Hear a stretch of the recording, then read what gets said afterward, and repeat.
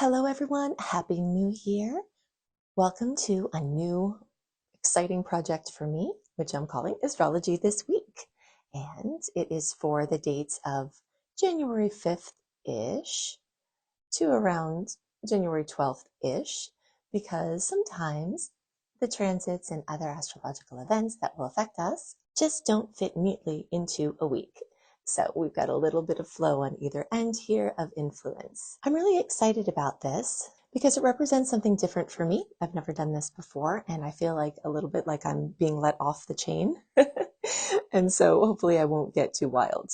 I've been doing 12 monthly horoscopes for 12 years, over 12 years, and a new moon and a full moon and assorted things that I think are important for you. I want to answer a question that a lot of you are going to have, and this is a space basically for me to have my astrological musings, share things with you that I'm thinking about, and give you ideas on how to work with the energies that we'll be experiencing in this short period of time. Sometimes when we listen to a monthly report, it's great to have an overview of what to expect, and I do drill down into details of certain aspects. But a week is a nice amount of time to digest information of what you're going to be working with. Not having to cover as much stuff as I usually do in one report gives me a little bit of wiggle room to, give you more aneisms along the way. So get a cup of tea or coffee and just settle in. We're going to have fun. So the first question that many of you are going to have that I think is fun to speak to this week, that is something that's going on beyond this week, but certainly this week it is happening. And that is Mars retrograde. Mars went retrograde in early December, and it will be retrograde until February 23rd. And there are long shadow periods before and after those dates that are, affecting just as strongly in many ways as the actual retrogrades. And Mars rules our energy and how we use it. And so many people in this time, you would have gotten one end of the extreme of the obsessiveness of Mars, which is going on benders, being inspired. And you may go to the other end of getting lazy and trying to find shortcuts and trying to be more efficient with what you do. But one of the overlying principles of retrogrades, all of the retrogrades, but really focusing on the personal planet retrogrades. Personal planet retrogrades are the ones that are closest to us. So Mercury, Venus, and Mars. There's Mercury, Venus, and Mars. So when these planets that are closest to us go in what's called retrograde, where it appears that they're going backwards in their orbit compared to where we're standing on the Earth, if we look out at them in the sky, it looks like they're going backwards because of the point at which we are on the Earth, looking out at the sky where they are in their orbit. And this has significance for us because as above, so below. So the things that go on out there affect us in here. And, this is something that goes on. But one of the things very important to know about retrogrades, the Mercury, Venus, and Mars, is that it's amazing for experimentation. The rule that people talk about, which I have been one of those people, to have caution when starting certain new ventures, really has to do with the length of time and the importance of being attached to a certain outcome. Mars has a 2-ish year influence. So it's actually the longest influenced of all of these three because it takes the longest to go around. And so things starting in Mars retrograde have a good chance to have a shelf life of around 2 years. If there's something you want to do that you want to be a lifetime venture or that you're very attached to launching and having it look a certain way for a long period of time, maybe you don't want to do it during this time. But there's a lot of room in there for experimentation. One important thing to know is that if you start something during Mars retrograde, you might lose steam. And you just either give up on it or it doesn't work out the way you want to, or that you were experimenting and the experimentation was fun and now you're going to move on to other things. So this is very much embodying this energy. So this week, just like I'm doing here, I don't know if I'm going to commit to doing weekly astrology readings forever. Or for the next 12 years as I've been, continuing the monthly horoscopes. And those monthly horoscopes are still there. I will post them on for the YouTube viewers, I'll post them in the playlist at the end. And for podcast friends, you just have to scroll back in time wherever you're listening to me, and you'll find all of my, horoscopes that are relevant for now. But I don't know if I'm going to continue the weekly horoscopes forever. But this week and this whole time that Mars is in retrograde, I'm experimenting. I'm doing things a little differently. You may have noticed that. It may look like I'm all over the place. I'm not. I'm just actively using this energy to stretch a little bit out of things that are normally, what can become a matrix, or what can become, it feels safe, but we can also get boxed in. And so it's a great time to follow your inspiration this week. It's a great time to try on things that are lower stakes or low risk. It could be something that can have a great result, but it's not, but it won't work too much against you if it doesn't work out. Okay, so in the spirit of this week, January 5th-ish through the 12th-ish, we're under the influence of this time of experimentation. So what will you experiment with this week? And some of the things you may experiment this week may come from the other things that we're going to talk about that are highlights for this time. Okay, so let's talk about some of the other influences that are going on that may affect what you experiment this week, what you try on, what you have fun with, what you stretch your wings towards. And one of those things is going to have to do with Mars changing back into Cancer. Okay, ever since September, Mars has been either in Cancer or close enough to Cancer, only popping in a little bit into Leo and then popping back. So Mars, your oomph, how you use your energy, I call it the border collie of the zodiac, what you're obsessive about. In some cases, in the retrograde, what you're avoiding or procrastinating about. But it's all going to focus around Cancer. Home, housing, family, those issues that have come with you from your primary relationships with your parents into your relationship with your spouse or other people in your life, that focus on your psychological world. So this week, around the 5th or around the 12th is the time we're talking about, but Mars is going to be in Cancer for a while to come now that it's back. It's going to be there for months more.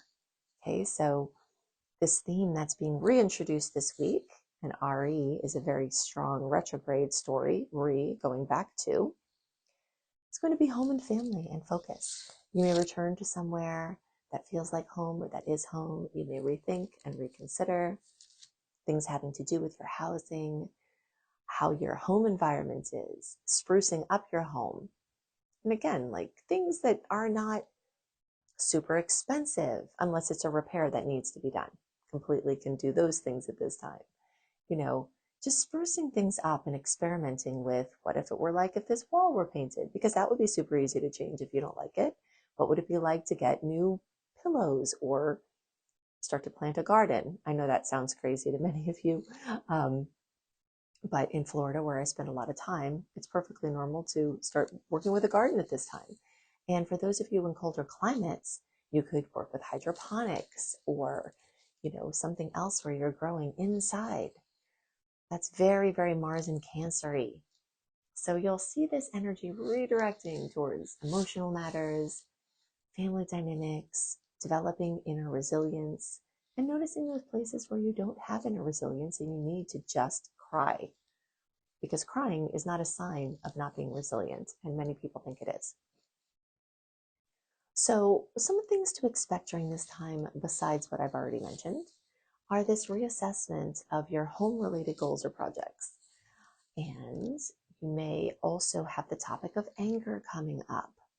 Mars rules anger, and these topics of latent discontent or resentment may be coming up, and this could be a great time to purify.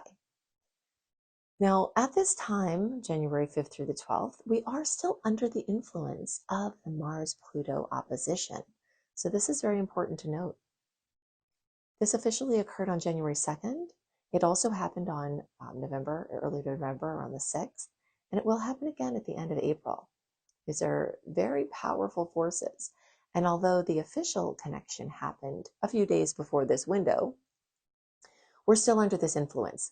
This could be a dangerous aspect. Pluto, death and, destruction, Mars, anger, and impulsiveness coming together in this opposing format. So be very careful during this time. If you think the transit energy is over, it's not. There's definitely anger seething, rising within you, within other people. So just be careful. I did do a report about this transit, which is called the bleep is about to hit the fan. And you can look for that on Spotify or any other podcast venue or YouTube. You can even search for that with my name, Annie Botticelli, and find it. And this goes into when it happened in November, but the energies are still the same now. So I'm not going to go too much into this because I've covered it in many other places, but it's really important to know because we will be feeling this, and I'd say even 10 days out. So if it happened around the 2nd, 10 days, really for this whole week, it's present, and it will start waning, but it is present. Something great about this potential though, and actually I covered this quite a bit in my January 2025 report. So I have the monthly report. It's called The Planetary Clash, Bringing a Mountain of Cash. And that's actually this planetary clash here. I won't go too much into it because again, I covered it in depth. You can find that, just look for Planetary Clash, Bringing a Mountain of Cash and my name. And you can find it on, podcast or YouTube. But in the early part of the one video that I have that's timestamped, the first 23 minutes, we'll go into a lot of this. All right, so you can see more about that, but I'll give you a few points. Collaborations that bring accord, that bridge a gap, that show powerful people or you being empowered with other people being empowered, working on projects where you're in perfect balance. An opposition isn't always a bad thing. An opposition can mean you have all the balls up in the air. It can mean you come to an accord. It can mean perfect synastry and symmetry.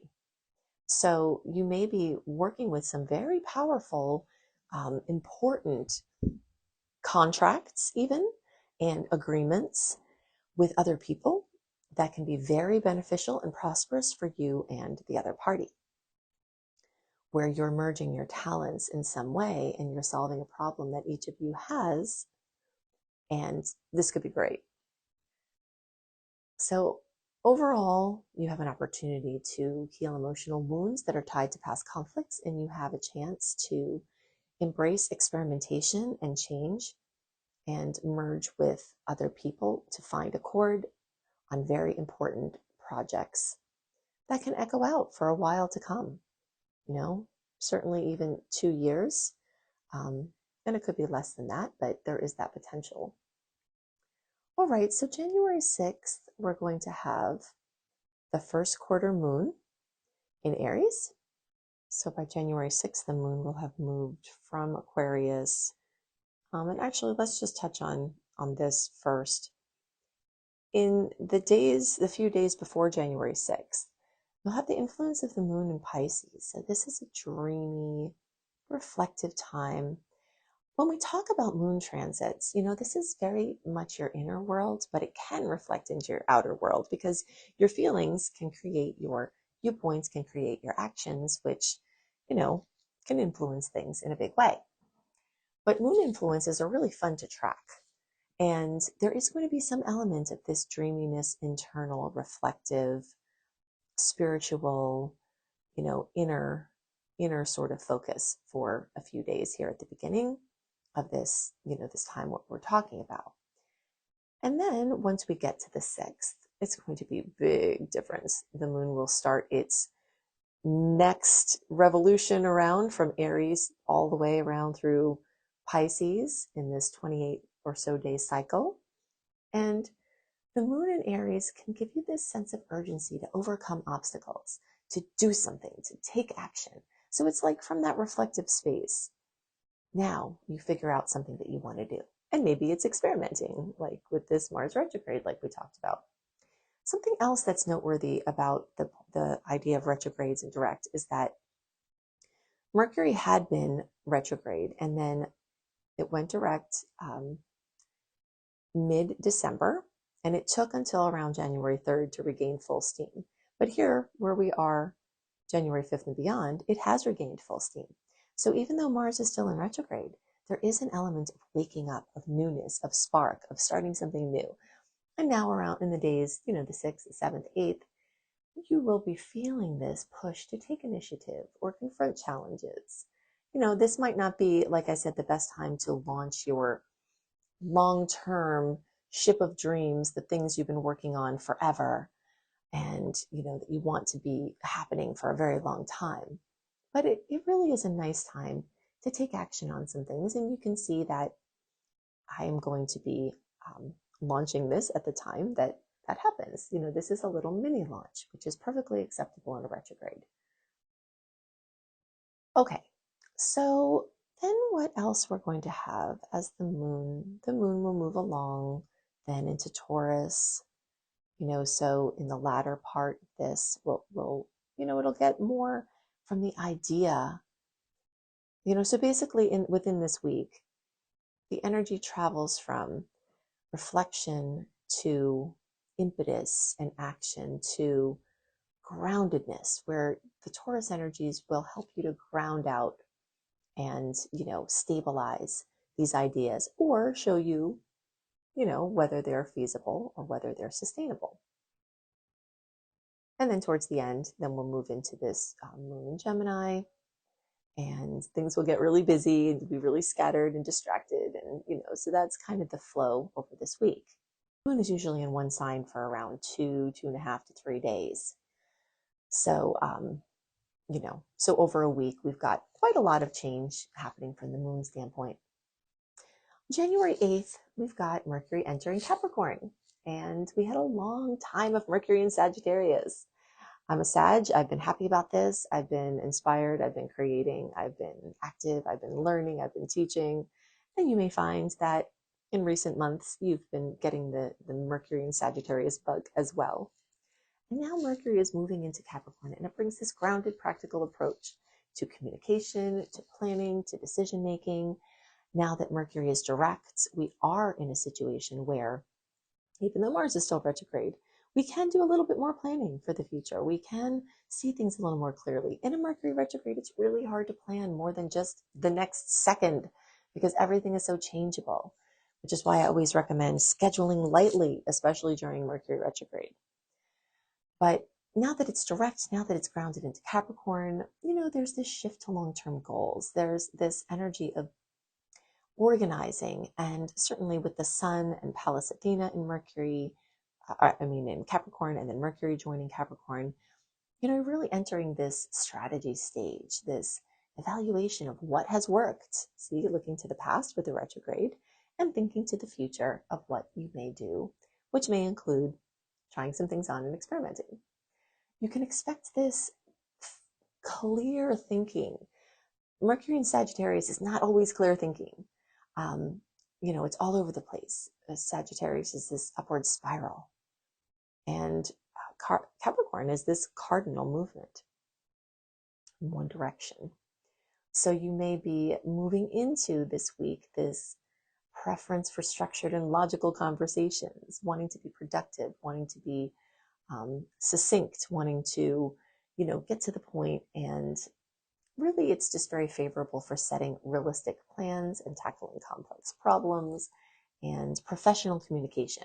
So taking care of business. And like I was saying before, doing your taxes. If you're not an early tax doing person, I know in different countries your tax year is different. For us in the United States, some people don't have it on their radar to do their taxes early, but something to know about the flow. We start with Capricorn now, then we'll go into a lot of Aquarius, then Pisces, and then by the time taxes are due, it's Aries time. And what many people do is they take advantage of that Aries time at the end by doing things last minute, right? Okay, so you can do that. But in general, this is a better time. And because you don't get some of your documents until the end of January, you might not be able to very well take advantage of this. But If you're a self-employed person, you certainly can be organizing your taxes to wait for those important documents. And this is really the best time to do it because it's less stress. Once things get into Aquarius, things will be more social. Once things get into Pisces, they'll be more reflective and emotional. And, so your options are really do it while you have the good Capricorn grounded energy, or wait till the last minute and be stressed about it. So that's how that cycle will go. But this week, you have extra energy towards being able to do that. Okay, so now January 11th, I mean, obviously there are so many more things I could talk about as we drill down into the nitty gritty, but just want to hit some highlights here so that you're equipped for the week and that this is super current and that you have this on your mind and it's posting exactly during the time that it's relevant for. Some of the things we talked about are super short term, like the moon movements. Some of them are longer term, like Mercury being in Capricorn for weeks. But the next thing I want to mention that's very critical is going to be in effect for years. And that is the movement of the transiting North Node from Aries into Pisces. In 2023, we started an Aries Libra eclipse cycle, and that always coincides with when the nodes, North Node and South Node, are in Libra and Aries. And as we start phasing into a new cycle, as we have the last eclipse cycle, we had Pisces Virgo introduced, and we're still working with Aries Libra. But what's going to happen in this eclipse, final eclipse of Aries and Libra cycle, which really is starting in January, because and I talked about this with that black moon, which you can watch that report. It's called A New Game Begins, and was December 30th, December 31st, a black moon hitting some critical points that the eclipses will also hit. It's a prelude to the wrap up of from early 2023 till now of this we Aries Libra cycle. And we've started introducing the Pisces Virgo, Pisces abstract, Virgo systematic, Pisces spiritual, Virgo practical, chaos and structure, inner world and outer world, mental health and physical health, mental discipline and physical discipline. All of these storylines of Pisces Virgo are now going to be here to stay into 2027. And that happens this week. So, officially this movement occurs, and it is joining very spiritual Neptune, which rules Pisces. And we're reaching a culmination point of Neptune in Pisces. And I actually very soon will be posting a report on Neptune in Aries. But this is an important moment where before Neptune passes out of the sign that it rules, where it's been for around 14 years, that it has this touch point where it's, merging in many ways energetically with our karma and our dharma, the things we came here to clear up and the things we came here to experience and the things we came to instill. Of course, with everything Pisces, there's this karmic focus on compassion, and that's also compassion with self, creativity and spiritual connection. And, the nodes are always in this movement of retrograde. So it's not, the nodes being in retrograde are a normal function for it, but it's still this energy of reflection on those past lessons, things related to Pisces like boundaries and forgiveness and intuitive wisdom. And it's this pull towards this emotional and spiritual focus as a long-term thing. So, as a people, we have another karmic cycle of how we work with that space. And, this shift in collective focus on empathy and artistic inspiration and the value of art and dissolving rigid structures that aren't serving us anymore. And then, of course, the dreaming of the creation of these new structures. Now, all of this is culminating to our final time frame here. The days around the 12th, that's why I put 12th-ish, because on the 13th, we have this full moon in Cancer. And I do have a special report on this full moon in Cancer and the once-in-a-lifetime opportunities that can come from that. Again, you can find that on my channel, Spotify. It just, if you can follow me wherever you're, listening, you won't miss anything. And really the best way to not miss anything is to go to anniehelpsyou.com and put your name and email address in and click receive, because my newsletter list is the only sure way that you'll get notified of the things that I post, because the venues that I use aren't always giving you that information. Even if you're subscribed on YouTube and click the bell and enable notifications and, you know, all of that thing that you have to do these days to try to even get things into your feed that you're interested in, that's not a sure way to get my posts. So anyway, I do have this this full moon report that we'll be posting, and you can find that by searching, looking at my channels. But I'll give you a little piece here. Fullness, completion, fruition, drama, building this week, right? This process of building up to a full moon is a building process. So the days that we're moving towards this culmination, you know, so building, 7th, the 8th, the 9th, the 10th, it's building. And in the days just before the 13th, 11th, 12th, 13th, even 14th, 15th, there's this fullness, this illumination, this drama, you know, that will bring a focus on the same things that Mars is focusing on, moving into Cancer, which is home and family.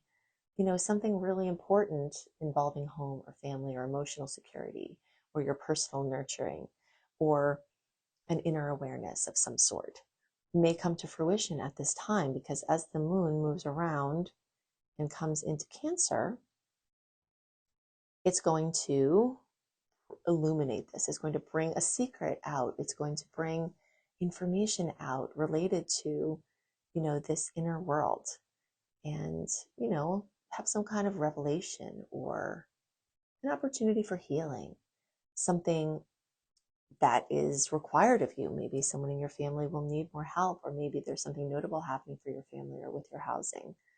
So, you know, look for this building. And you may also see this strong intuitive pull to honor self-care and set boundaries and take quiet space and, you know, deal with some things in your relationships that really need to be dealt with. So I hope that you've loved this astrology this week, little experiment that I'm doing. Let me know if you like it. I can't make any guarantees as to what I'm going to do, as we know this transit can lend itself to short-term things, but you know, it could be longer term, and I'm interested in knowing if this is something that you feel is beneficial for you. And I hope you have a wonderful week. I do think I am going to post again next week. We'll see how this goes. And definitely go to anniehelpsyou.com, put your name and email address in, click receive, get the welcome letter. You get all kinds of goodies, retrograde resource page, my eclipse resource page, my 28-day virtual coaching program. When you click on the archive link in the welcome letter, you can put in January 2025 astrology and get my written report on the whole month, including my favorite dates, my sweet and salty dates, and so much more. If you want to learn astrology, also go to anniehelpsyou.com. And if you scroll down a little bit to the right, but like scroll under the sign up to the right, you'll see what says Learn Astrology. And you can see my Astrology Mastery Certification course. If you think I put a lot into my free work, which I do because I have a passion for free education, if you love my free work, you'll love my very detailed, very comprehensive course. I hope you have a wonderful week. Bye for now.